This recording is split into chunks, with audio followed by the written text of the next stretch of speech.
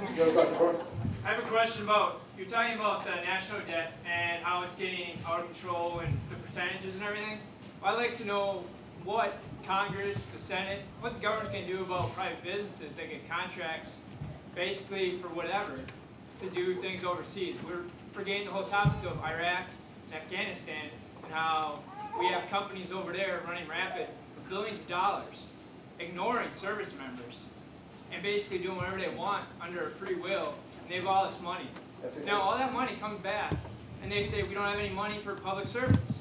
I mean, that's basically, we don't have any money for the military or for teachers or any other services in the States. Yeah. What are we going to do about fixing that and getting rid of that stuff? Why don't we have cooks in the military anymore? Some of my freshman colleagues went over to Afghanistan, and they were like, they were trying to do oversight to see how this money's being spent. Yeah. And they were like, they were checking up on $1 billion that was sent there. And they're like, okay, you had $1 billion.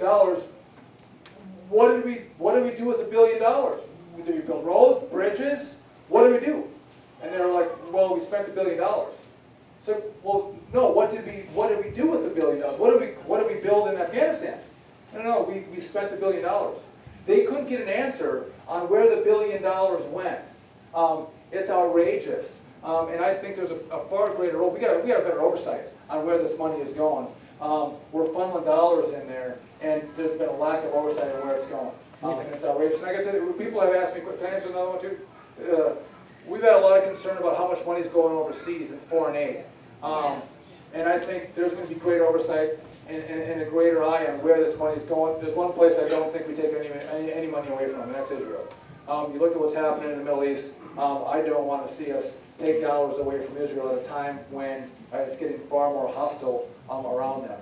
But we're going to start looking at how much money is going out to these other places. Again, as you look at this debt, we have to look at where all of our money is going and be far more responsible But are you guys going to with actually that fix the debt. contracts? That's what I'm asking is, can you help us, the American people, fix the contracts so they just don't get billions of dollars just because they're there? Because they signed a contract 10 years ago, and it's still valid. Yeah. With that, I don't get assigned the contracts. We have agencies that do it. The role that I can play, though, is an oversight. To call people in to go, what is up with these contracts? Where is this money going?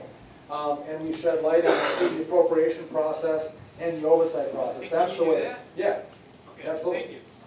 Yeah, and we have tried to have far more oversight, and we're having far more oversight hearings right now to accomplish that goal. You're right.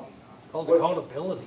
What we did is there's a new fighter jet that we're building, and there were 2 engines that were in the fighter that were being proposed for the fighter jet.